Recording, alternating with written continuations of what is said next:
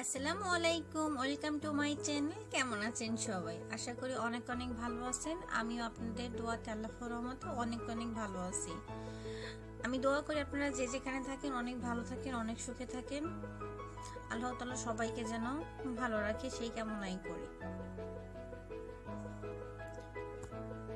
আমরা কিন্তু এক জায়গায় নতুন বছর উপলক্ষে ঘুরতে চলে আসছি। আমার প্রথম পার্টে আপনারা দেখেছেন যে আমি কিতে উঠেছি, আর সেখান থেকে কিন্তু এখন যে জায়গাটা আমরা চলে আসছি ঘোরার জন্য, সেই জায়গাটা একটু অন্যরকমের, দেখতে অনেকটা সুন্দর। আমার খুবই ভালো লেগেছে, আসলে ভালো লাগার মতনই জায়গাটা।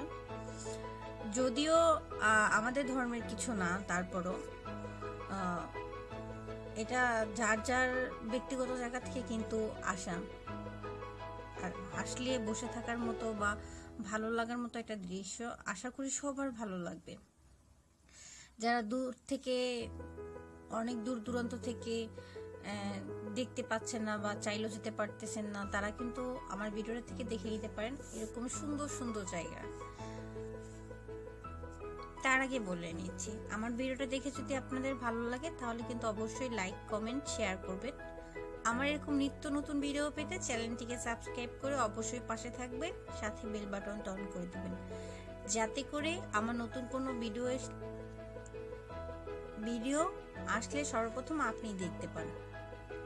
আর যারা এই পর্যন্ত আমার চ্যানেলটিকে সাবস্ক্রাইব করেছেন তাদেরকে জানাই অসংখ্য অসংখ্য ধন্যবাদ। আর যারা আমার সাথে নতুন অ্যাক্টিভ হবেন, সাবস্ক্রাইব করতে যদি আপনাদের ভালো না লাগে, ভিডিও দেখতে থাকুন, দেখতে দেখতে ভালো লাগা তৈরি হয়ে যাবে। তাহলে চলুন আর কথা না বাড়িয়ে আপনাদেরকে একটু ঘুরিয়ে নিয়ে আসি। আর ঘোরানোর পর আমি অবশ্যই আপনাদের সাথে সুন্দর আজকে একটা রেসিপি শেয়ার করব।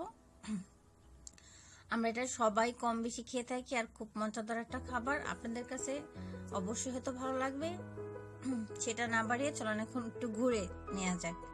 আর আমার নতুন বছর উপলক্ষে কিন্তু আমি আগের প্রথম পার্টে বলেছি, আমি ঘুরতে গিয়ে 3টা ভিডিও করা হয়েছে। আবার ভিডিওগুলো কিন্তু একটু লং হয়ে যাচ্ছিল, এই জন্য কিন্তু আমি ভিডিওগুলো সম্পূর্ণ একই সাথে দিইনি, কারণ একসাথে দিলে অনেক বড় হয়ে যাবে। আর এত বড় ভিডিও কেউই দেখতে চায় না, সবার একটু বোরিং লাগে, যেহেতু আমার যেহেতু লাগে, আপনাদের হয়তো লাগবে, এই জন্য আর এই ভিডিওগুলো দেওয়া হয়নি। যাই হোক, যারা আমার প্রথম ভিডিও দেখেছেন অবশ্যই বুঝতে পারবেন যে আমি কোথায় গিয়েছিলাম, কিসে উঠেছিলাম। সেটা হচ্ছে টেলিফিক। আমরা টেলিফিক থেকে এই গন্তব্যস্থানে এসেছি অনেক দূর থেকে, কিন্তু সেটা আসা হয়েছে টেলিফিকে। সেখান থেকে সেখানে আসার পরে আরও খুব ভালো লেগেছে। আর পরিবেশটা এত সুন্দর, এত সুন্দর, আমি ভাষায় প্রকাশ করাতে পারবো না, এত সুন্দর একটা পরিবেশ।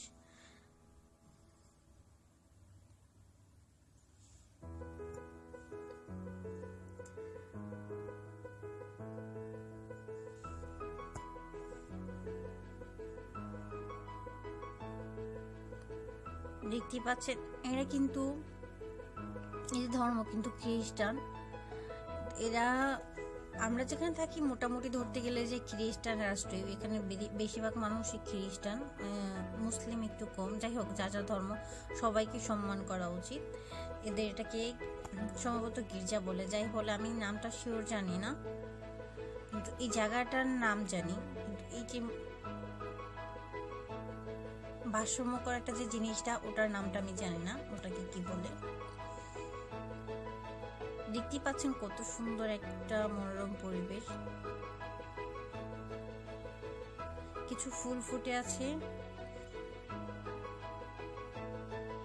এই ফুলগুলো দেখা যায়, আমাদের যদি বাংলাদেশে এরকম কোনো পরিবেশ হতো বা এরকম কোনো একটা ফুলও গাছে থাকলো না হলে সব ছিঁড়ে নিলে হলে, এটা আমার ব্যক্তিগত অভিজ্ঞতা থেকে বলতেছি।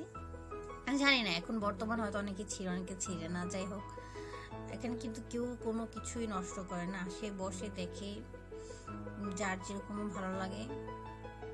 আর এক অপরূপ সৌন্দর্য, আসলে এই সৌন্দর্য ভাষায় প্রকাশ করা যাবে না যদি না আসেন। হ্যাঁ, আমরা যদি বলি যে অত গান বাজনা, সেটা কিন্তু নেই, কিন্তু এমনিতে পরিবেশটা খুব মনোরম, বসে থাকার মতো, কিছু ভালো লাগার মুহূর্ত এখানে কিন্তু সেটা করাই যায়। আমরা প্রায় 1-1.5 ঘন্টার মতন ছিলাম। থাকার ভিতরে আমি ভাবলাম যে আমি একটু ক্যামেরা বন্দি করি, যদি এসেই পড়েছি ক্যামেরা বন্দি করতে, তো এটা আমি যখন কখনো বাংলাদেশে চলে যাব এটা কিন্তু আমার স্মৃতি হয়ে থাকবে, আমি কখনো চাইলে কিন্তু দেখতে পাবো। আর ভাবলাম যে এই ফাঁকে আপনাদের কাছে কেন না একটু শেয়ার করি।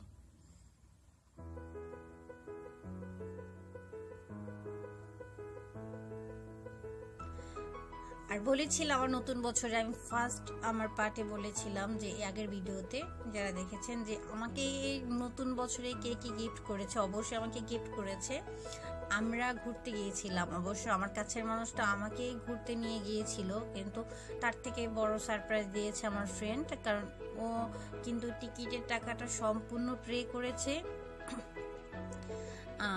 আতিক, আমার ফ্রেন্ডের নাম হচ্ছে আতিক, ওকে জানাই অসংখ্য অসংখ্য ধন্যবাদ এই ভিডিও তো আমি, কারণ যতটুকু করেছে, আমি বলবো না যে টিকিটের দাম লাখ টাকা আবার একেবারে কম, যদি হ্যাঁ আমি টিকিটের দামটা অনেকে বলেছি, কিন্তু আমার কাছে কিন্তু অনেকটাই। মানুষের কাছ থেকে যদি কেউ কাউকে গিফট করে সেটা যদি সারপ্রাইজ হয়, সেটা 1 টাকার জিনিসই হোক না কেন, সেটা কিন্তু একটু অন্য রকমের।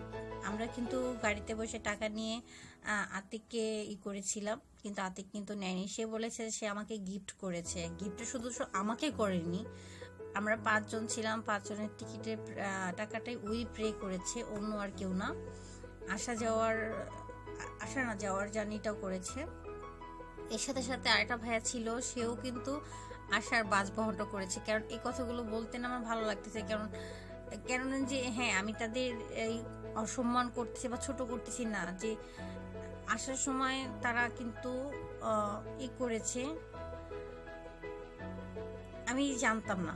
যাই হোক, আমি ভিডিও করার ব্যস্ততা ছিলাম, বা ফার্স্ট যখন ওই ভাইয়া আসার সময় গাড়ি ভাড়াটা দিয়েছে তখন দেখেছি, তারপর থেকে তো আরই করিনি। যাই হোক, কথা না বাড়িয়ে এক কথা বলতে পারি যে অসংখ্য অসংখ্য ধন্যবাদ আতিক তোমাকে এত সুন্দর আমার একটা সারপ্রাইজ দেওয়ার জন্য। আমার কাছে এটা লাখ টাকার মতো। আর বাসা আসার পর আরো চমকে গেলাম, আমার জন্য আরো কিছু গিফট অপেক্ষা করতেছিল। আর গিফটগুলো আমি অবশ্যই এর আপনার 4 পার্টে, আমি 4 ভিডিওতে আমি দেখাবো যে আমার কাছে আমি কি গিফট আমাকে করেছে, কি গিফট পেয়েছি নতুন বছর উপলক্ষে। আচ্ছা, যে দিয়েছে সে বলেছে আমাকে যে আমি কোনো দিনক্ষণ মানে না, আমি এমনিতে দিয়েছি, ঠিক আছে, কিন্তু আমার কাছে মানে সে বলেছে যে আমি কোনো এটা নাকি দেওয়া ঠিক না, ঠিক আছে, দিনক্ষণ মানা নাকি ঠিক না, সে বলে। আমরা সবাই জানি যেহেতু আমরা মুসলমান। যাই হোক, আমার কাছে আমি ওই দিনটা স্মরণ করে নিয়েছি যে সে আমাকে দিয়েছে, কারণ আমার কাছে খুব ভালো লাগে যেরকমের এগুলো মানা উচিত না। আমরা যেহেতু ইসলাম ধর্মের লোক, আমরা আল্লাহকে সম্মান করি, আল্লাহকে করি, এগুলো কিন্তু করা উচিত না। তারপরও যাই হোক, আমার কাছে মানে আমরা যে না আগে আদিম যুগের মানুষ যারা এই দিনগুলো পালন করে আসতেছে বা যারা করতেছে, তাদের কাছে কিন্তু হয়তো এটাই প্রচলিত বা করতেছে, আসলে এটা কিন্তু করা ঠিক না। যাই হোক, আমি ওই প্রসঙ্গে যাব না, কারণ ওই প্রসঙ্গে গেলে অনেক কথা হয়ে যাবে। আচ্ছা, এখানে কিছু ভাইয়াদের দেখছিলেন যে তারাই করতেছে, আসলে এগুলো কিন্তু বাংলাদেশি না, এটা হচ্ছে শ্রীলঙ্কার। এরা হচ্ছে খ্রিস্টান। আমি প্রথমে ভেবেছিলাম এরা হয়তো বাঙালি, পরে বাঙালি কোনো ভাইয়ারা হবে, কিন্তু পরে বললো যে না, এরা শ্রীলঙ্কা। পরে কিন্তু চেহারার কাঠিন, তাদের ফেজের বর্ণ দেখে মনে হয়েছিল যে তারা কেন এটা আমরা ঘুরতেছে শখের বিষয়, ভালো লাগছে, আমরা কিন্তু এই ধর্মটাকে পালন করতেছি না। কিন্তু আমার কাছে মনে হচ্ছে কেন তারা এটা করতেছে, মানুষ তো অনেকেই ঘুরতে আসে, অনেক বাঙালি ঘুরতে এসেছে এটা জায়গাটা দেখার জন্য, তারা কিন্তু করে না। পরে তাদের কথা শুনে মনে হলো যে না, তার শ্রীলঙ্কা, বাংলাদেশের না। আর এখানে কিন্তু সবাই মোমবাতি জ্বালিয়ে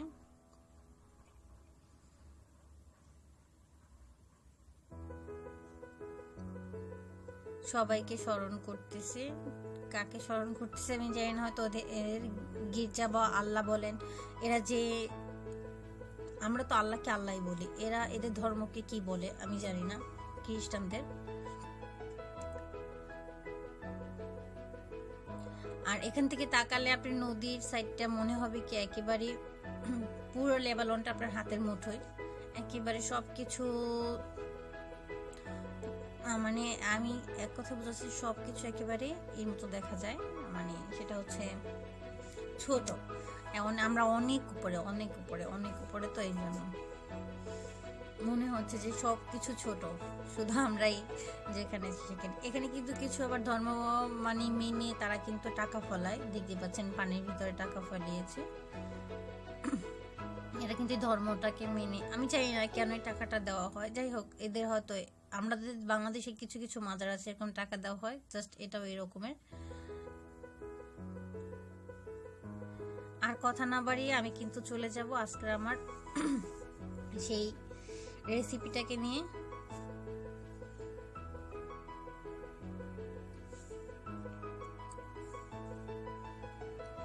এরা ঘুরতেছে, একটু দাঁড়াইছে আর একটু পরপর আমাকে বলতেছে যে তোমার কি ঘোরা হয়েছে, আমাকে বলতেছে। কিন্তু মানে আমার কারণে কিন্তু বেশি আসা, কারণ আমি এদের প্যারা দিতে দিতে দিতে তারপরে এখানে নিয়ে আসে যে আমি ঘুরতে যাব ঘুরতে যাব ঘুরতে যাব।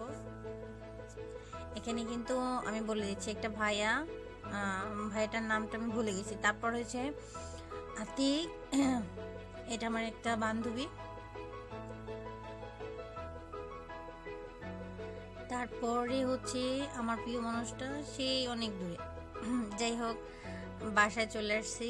আর আজকে রান্না হবে আমার খিচুড়ি, আর খুব সহজে আপনারা খিচুড়ি রান্না করবেন সেটা কিন্তু আমি দেখিয়ে দিব আর আপনাদের কাছে শেয়ার করব। আর দেখার পর যদি ভালো লাগে অবশ্যই কিন্তু আমার ভিডিওটা শেয়ার করতে কেউই ভুলবেন না। আশা করি শেয়ার করে দিবেন সবার কাছে, সবাই যেন দেখতে পারে। আমার খিচুড়ি রান্না করার জন্য আমি এখানে দেখতে পাচ্ছেন আমি কিছু মাংস নিয়ে নিয়েছি। আর এই মাংসগুলো হচ্ছে আপনার গরুর ফ্যাপসা, তিল্লি, কলিজা, এগুলো মিলিয়ে আমি আজকে এগুলো দিয়ে আপনাদের খিচুড়ি রান্না করে দেখাবো। যাই হোক, আমি নিয়ে নিয়েছি 1 কিলোর মতো মাংস, আমরা মাংস বলি আর গোশত বলি। নিয়ে নিয়েছি পেঁয়াজ 1 কাপ পরিমাণ, দিয়ে দিয়েছি 2 চামচ পরিমাণ আদা রসুন বাটা, দিয়ে দিয়েছি দারচিনি, এলাচ, লবঙ্গ 4টা করে, আর দিয়ে দিয়েছি গোলমরিচ 5 থেকে 6টা। আমি কিন্তু খিচুড়িটা আজকে যেহেতু মাখিয়ে রান্না করব আপনাদের সেভাবে দেখাচ্ছি। আপনারা চাইলে কষিয়েও রান্না করতে পারেন আপনাদের পছন্দ অনুযায়ী। আমার কাছে এটা খুব ভালো লাগে, আর এটা স্বাদটা একটু ব্যতিক্রম, কারণ মাংসটা যখন মাখিয়ে রাখা হয় তখন কিন্তু দেখা যায় যে মাংসের ভিতরে মশলাগুলো ঢুকে। আমরা এটা মাখিয়ে 10 মিনিট ঢেকে রাখি, তারপর আমি চুলায় বসিয়ে দিই। দিয়ে দিচ্ছি মরিচের গুঁড়ো 2 চামচ পরিমাণ, দিয়ে দিচ্ছি 1.5 চামচ পরিমাণ হলুদের গুঁড়ো, দিয়ে দিয়েছি ধনিয়ার গুঁড়ো 1.5 চামচ পরিমাণ, দিয়ে দিচ্ছি তেজপাতা, 2টো তেজপাতা দিয়েছি, আর দিব পরিমাণ মতো তেল। আপনারা যদি মাংসটা বেশি নেন তাহলে বাড়িয়ে কমিয়ে মশলাগুলো নেবেন। আমি আমার মাংস অনুযায়ী নিচ্ছি। এটাকে এখন খুব ভালো করে হাত দিয়ে মেখে নিব। এরপরে দেখতে পাচ্ছেন কিন্তু মাখা হয়ে গেছে। দিয়ে দিচ্ছি লবণ, আবার একটু মেখে নিব।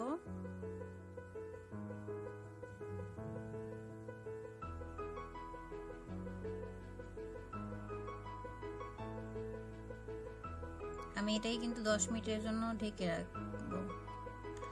এই পর্যায়ে আমি চুলা ধরিয়ে দিব। আমি কিন্তু 10 মিনিট ঢেকে রেখেছিলাম। আমি এখন এটাকে চুলায় বসিয়ে দিয়েছি। আমি এখানে কোনো পানি দিব না, কারণ আমার মাংস থেকেই পানি বের হবে। অতএব আমার এখন বর্তমানে পানি দেওয়ার কোনো প্রয়োজন নেই।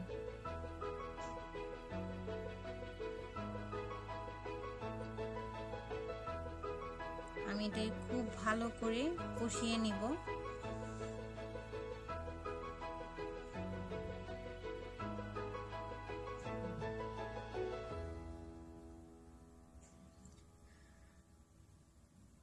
আবারও ফিরে আসলাম, দেখতেই পাচ্ছেন আমার মাংসটা থেকে কত পানি বের হয়েছে। আমি এখানে কোনো পানি অ্যাড করিনি।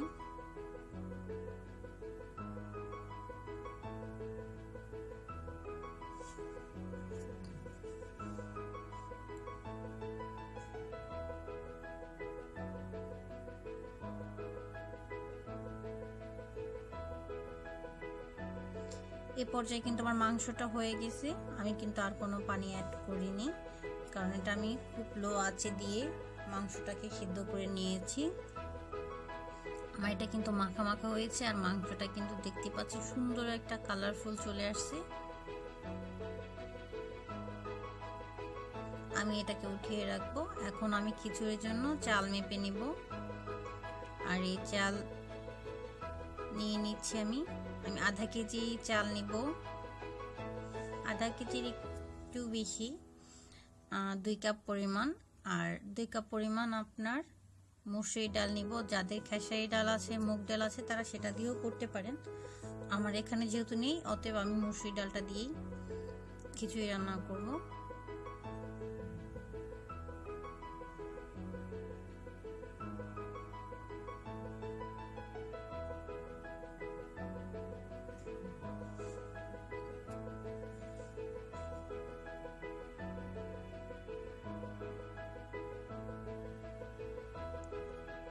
একটু চমকে গেলেন না যে চাল ধুলো না, কি করলো না, খিচুড়ি হয়ে গেল না? আপনাদের দেখানোর জন্য দেখতেই পাচ্ছেন আমার খিচুড়িটা কিন্তু একটু লাসা লাসা হয়েছে। আর এভাবেই কিভাবে সুন্দরভাবে আপনারা চাইলে ঝরঝরা, আমরা কিন্তু আজকে খিচুড়িটা তৈরি করব মোটামুটি একটু ঝরঝরা, তেমনও ঝরঝরা থাকবে না। যারা খুব ঝরঝরা খেতে চান সেটাও করতে পারেন। আর খিচুড়িটা খেতে কিন্তু অসম্ভব মজা হয়েছে, যা বলার বাইরে। যাই হোক, আগে আমি বলে নিচ্ছি, আগে তো রেসিপিটা আপনাদের দেখিয়ে নিই, না দেখলে তো বুঝতে পারবেন না যে কিরকম মজা হয়েছে। আমি এখানে কিন্তু কড়াই বসিয়ে দিয়েছি, পাতিলা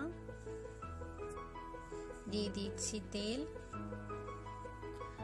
আমার তেলটা অপেক্ষা করব গরম না হওয়া পর্যন্ত। তেলটা কিন্তু আমার গরম হয়ে গিয়েছে।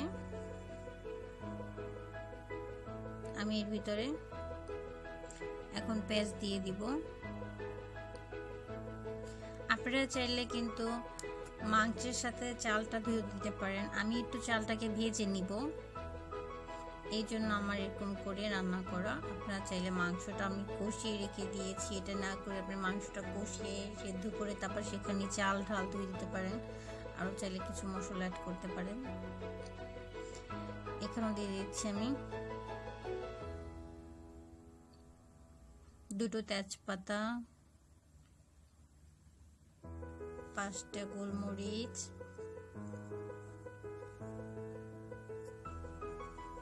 কিছু দারচিনি। এটাকে আমি খুব ভালো করে এখন ভেজে নিব, একটু বাদামি কালার করে নিব। আমার এটা কিন্তু বাদামি কালার হয়ে গেছে, দেখতে পাচ্ছেন। এখন আমি চাল ডালগুলো দিয়ে দিচ্ছি। দিবেন আর ভাজবেন, যদি একটু চুলার চেষ্টা করবেন চুলার আঁচটা একটু লো আঁচে রেখে তারপরে দিতে, না হলে কিন্তু লেগে যেতে পারে।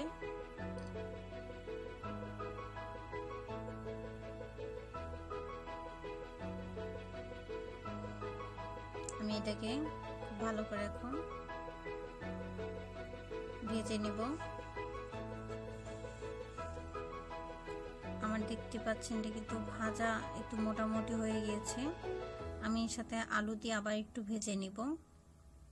এখানে বাহিরের আলুগুলো একটু ডায়মন্ড আলুর মতো, কারণ অনেক তাড়াতাড়ি সিদ্ধ হয়ে যায়, এই জন্য আমি একটু পরে দিয়েছি।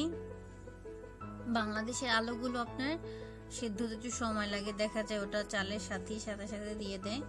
আমরা একটু দেরি করে দিয়েছি। আমি যদি সাথে সাথে দিতে চাই ভাজা, তারপর দেখা যায় আলুটা থাকবে না, গলে যাবে নাড়াচাড়া, এই জন্য একটু দেরি করে দিয়েছি।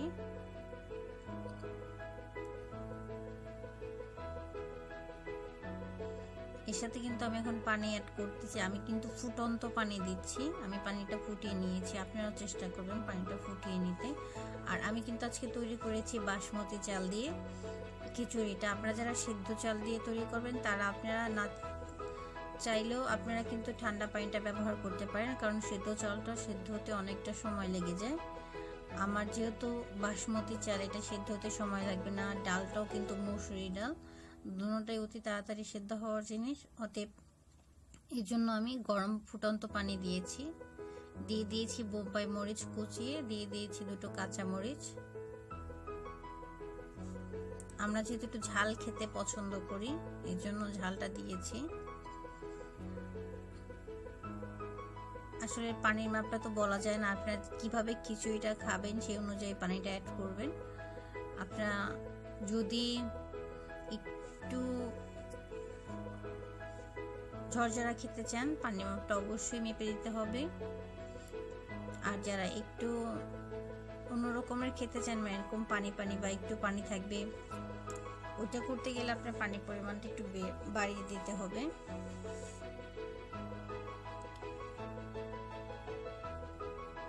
দেখতে পাচ্ছেন এই পর্যায়ে কিন্তু আমার খিচুড়িটা প্রায় হয়ে গিয়েছে।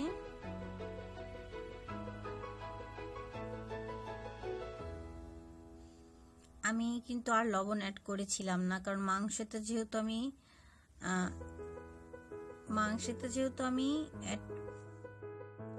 মাংসতে কিন্তু আমি লবণ অ্যাড করেছিলাম। আর বলতে পারেন যে মাংসটা কোথায় গেল। অবশ্য আমার যখন খিচুড়িটা বলক চলে এসেছিল তখনই কিন্তু আমি পানিটা ফুটে এসেছিল, তখন আমি মাংসটা অ্যাড করে দিয়েছি,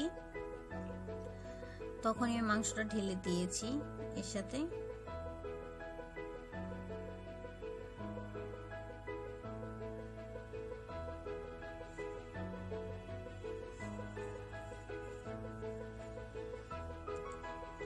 তারপর ঢেকে রেখেছিলাম। আর চুলার আঁচটা আমি মিডিয়াম রেখেছিলাম, হাই লেতে দিইনি।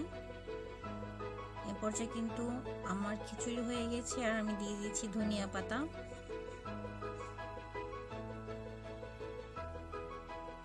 এই ধনিয়া পাতাটা দিয়ে আমি একটু নেড়ে চেড়ে ঢেকে দিব 1 মিনিটের জন্য।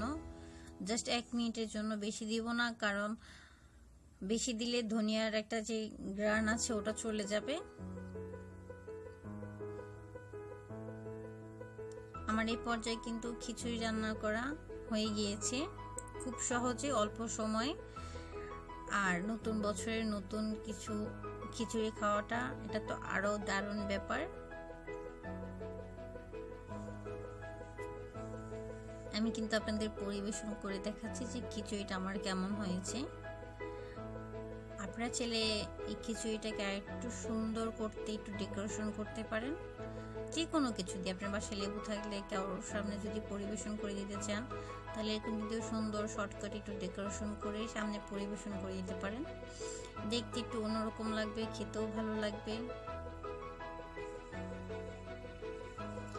আমার আজকের রেসিপিটা আপনাদের কেমন লেগেছে অবশ্যই আমাকে কমেন্ট বক্সে জানাবেন।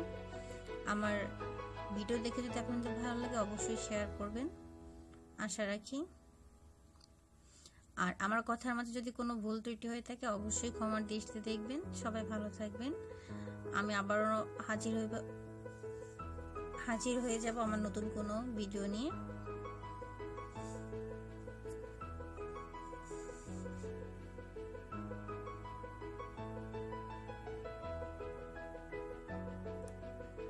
সেই পর্যন্ত সবাই ভালো থাকবেন, সুস্থ থাকবেন।